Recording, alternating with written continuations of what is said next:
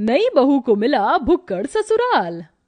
लड़के का परिवार अच्छा है, 3 नंद, माता पिता, साथ में 2 छोटे भाई भी हैं। लड़का इंजीनियर है और बहुत पैसे कमाता है। ये सुनते ही नैना के होश उड़ जाते हैं। 3 नंद, 2 छोटे देवर, ऊपर से सास ससुर के साथ मेरा पति, इतना बड़ा परिवार। अरे माँ, इतने बड़े परिवार में तो मैं परेशान ही हो जाऊंगी। काम भी करूं और उनके ताने भी अलग से सुनो। अरे बेटी, परेशान क्यों होती है? पंडित जी, मेरी बेटी के लिए ससुराल ऐसा दिखाओ जहां माता पिता और लड़का इकलौता हो, ताकि मेरी बेटी को ज्यादा परेशानी ना उठानी पड़े। चलिए, अगर ऐसी बात है तो ठीक है, मैं आपको एक अमीर घर का रिश्ता दिखाता हूँ। इकलौता बेटा है, साथ में माता पिता रहते हैं। नैना जैसे ही लड़के की फोटो देखती है, उसे लड़के की तस्वीर अच्छी लगती है। अरे लड़का तो अच्छा है, इकलौता है, परिवार भी छोटा है, और क्या ही चाहिए। माँ, मुझे लड़का पसंद है। ओहो पगली, चलो ठीक है, कोई लड़का तो तुझे पसंद आया। पंडित जी, अब आप इसी लड़के से मेरी बेटी के रिश्ते की बात चलाइए। हाँ हाँ बहन जी, बिल्कुल। फिर क्या था, पंडित उस अमीर घर में जाकर रिश्ते की बात कर लेता है। अब दोनों परिवार एक दूसरे से मिलने लगते हैं और उनका आना जाना लगा रहता है। बहुत जल्द शादी की तारीख भी निकल आती है। मुझे नहीं पता था कि इतनी जल्दी शादी की तारीख भी निकल आएगी। बेटी, अपने ससुराल में जाकर खुश रहना। खुश तो रहूंगी ही माँ, छोटा सा परिवार है, सुबह शाम रोटी, दोपहर में सोना, फिर रात को आराम करना। नैना को बहुत आसान लग रहा था, लेकिन वैसा होने नहीं वाला था। शादी होने के बाद जब वह अपने ससुराल आती है तो उसका ससुराल में घर बहुत बड़ा होता है, जिसमें उसे सफाई करने में ही बहुत ज्यादा समय लग जाता है। हे भगवान, अमीर घराने में तो आ गई, लेकिन यहाँ झाड़ू पोछा करते करते ही मेरी कमर टूट गई। तभी आवाज आती है, बहू, ओ बहू, अरे अभी तक तूने नाश्ता नहीं बनाया? नैना फटाफट सफाई करने के बाद अपनी सास के पास जाती है।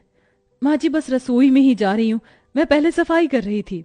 अच्छा सुनो, मेरी नंद और उसके बच्चे आज घर पर आ रहे हैं, उनके नाश्ते के लिए आलू के पराठे बना ले। और हाँ, शिवा आलू के पराठे नहीं खाता, उसे प्याज के पराठे पसंद है, उसके लिए वही बना देना।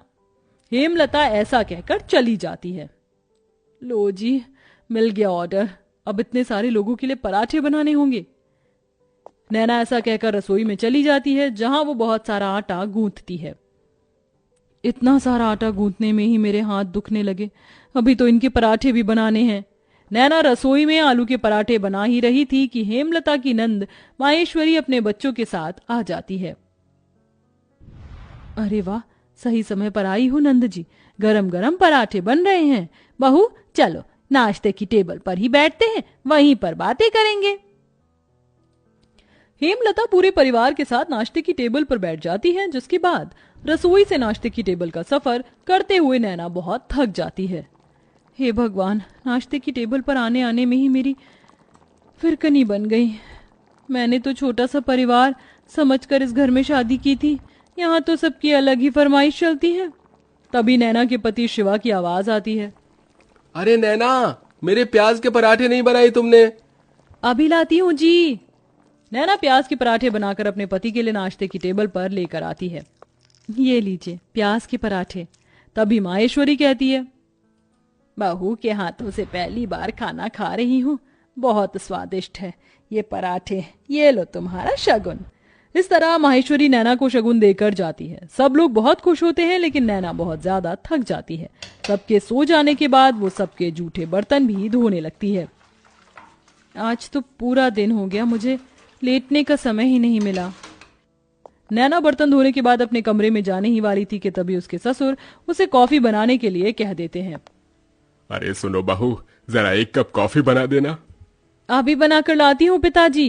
नैना दोबारा रसोई में जाती है और कॉफी बनाकर अपने ससुर जी के लिए लेकर आती है। आखिरकार उसे थोड़ी देर के लिए अपनी कमर सीधी करने को मिल जाती है, लेकिन फिर शाम की अलग फरमाइश शुरू हो जाती है। बहू, शाम के खाने में वेज बिरयानी, शाही कोरमा और चावल बना लेना। फिर से कोई आ रहा है क्या माँ जी घर पर? अरे नहीं, ये तो शिवा को बहुत पसंद है, इसीलिए बनवा रही हूँ। ठीक है माँ जी। अब शाम का खाना बनाने के लिए नैना फिर से रसोई में जाती है और खाना बनाते हुए खुद से ही कहती है, हे भगवान, कैसा परिवार मिला है मुझे। सुबह शाम मेरे ससुराल वालों को शाही पकवान ही चाहिए होते हैं, और इतने भुक्कड़ लोग हैं कि इन्हें हर थोड़ी देर में भूख लग जाती है। डिनर में इतना हैवी खाना कौन खाता है? मैं तो बेकार ही फंस गई इस घर में आकर। नैना ऐसा खुद से बोलते हुए खाना बनाती रहती है। उसे रसोई में बहुत गर्मी भी लगती है, लेकिन फिर भी वह खाना बनाती है। खाना तो बहू बहुत स्वादिष्ट लग रहा है, खुशबू से पता चल रहा है। हाँ हाँ, मेरी मेहनत जो लगी है, स्वादिष्ट तो होगा ही। नैना भी खाने की टेबल पर बैठकर खाना खाने ही वाली थी कि तभी किसी के आने की दस्तक होती है।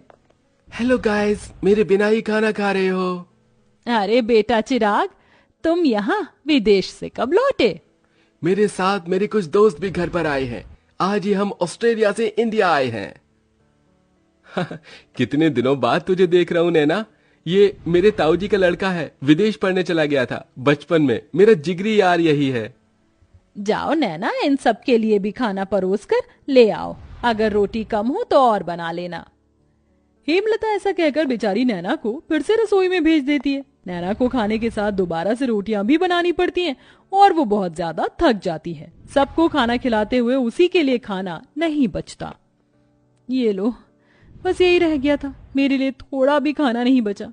कैसे भुक्कड़ लोग हैं, एक बार भी मेरे बारे में नहीं सोचते हैं। नैना को बहुत बुरा लगता है। वो अपने कमरे में सोने चली जाती है। इसी तरह जब भी वह कुछ बनाया करती तो सारा खाना उसके ससुराल वाले ही खा जाते हैं और उसके लिए कुछ नहीं बचता। ऊपर से घर में मेहमानों का आना जाना लगा ही रहता है, जिसके चलते एक दिन नैना की बहुत ज्यादा तबीयत खराब हो जाती है। इनके शरीर में बहुत ज्यादा थकावट है। लगता है काफी दिनों से जरा भी आराम नहीं मिला है, इसलिए शरीर में कमजोरी हो गई है। ये मैंने दवाइयां दे दी हैं, बस आप इन्हें थोड़ा आराम करने दीजिए, जल्दी ही ठीक हो जाएंगी। डॉक्टर की ये बात सुनने के बाद हेमलता को अपनी गलती का एहसास होता है और वह अपनी बहू के पास जाकर उससे कहती है, जब से तुम इस घर के अंदर आई हो, सारे काम तुम ही देख रही हो। मैंने तो कोई काम नहीं किया है और ये भी नहीं सोचा कि तुम कितनी थक जाती होगी। मुझे माफ कर देना बहू, लेकिन आज से मैं भी तुम्हारी मदद करवाया करूंगी। माँ जी, आपको माफी मांगने की जरूरत नहीं है। मैं इस घर की बहू हूं और घर की जिम्मेदारी समझना मेरा फर्ज है। नैना इतना कह रही थी कि तभी घर पर उसकी तबीयत के बारे में सुनते ही ताई जी, मौसी जी, बुआ जी सब आ जाती हैं उसकी देखरेख के लिए। हमारे रहते बहू को एक भी काम करने की जरूरत नहीं पड़ेगी। अरे बुआ ताई जी हैं ना, और मौसी जी भी हैं, हम सब मिलकर सारे काम कर लेंगे। इस तरह सब लोग नैना की बहुत अच्छे से देखरेख करते हैं। नैना को इससे ये समझ आता है कि रिश्तेदारों का आना जाना अच्छा होता है और सबके साथ प्यार प्रेम से रहना भी बहुत जरूरी है। जैसे ही वो ठीक हो जाती है, वो पहले की तरह फिर से घर की सारी जिम्मेदारियां खुद उठा लेती है। चलिए, आप सभी आज खाने की टेबल पर बैठिए। अब मेरी तबीयत बिल्कुल ठीक है। मैं आप सभी के लिए आपकी पसंद का खाना बनाऊंगी। नैना ऐसा कहकर रसोई में चली जाती है। पीछे से हेमलता आती है। अब से मैं भी तुम्हारी रसोई में मदद करवाया करूंगी और मैं जानती हूँ आखिरी में तुम्हारे लिए कुछ नहीं बचता, इसलिए पहले ही तुम अपने लिए खाना निकाल लिया करना। ये सुनते ही नैना को बहुत खुशी होती है और उसे अपनी माँ की याद आ जाती है, जिसकी वजह से उसकी आंखें भर आती हैं। अरे ये क्या बहू, तू रोने क्यों लगी? बस आज आपकी बातें सुनकर मुझे अपनी माँ की याद आ गई। हेमलता उसे गले से लगा लेती है। इस तरह दोनों सास बहू मिलकर घर को संभालती हैं और एक साथ खुशी खुशी रहने लगती हैं।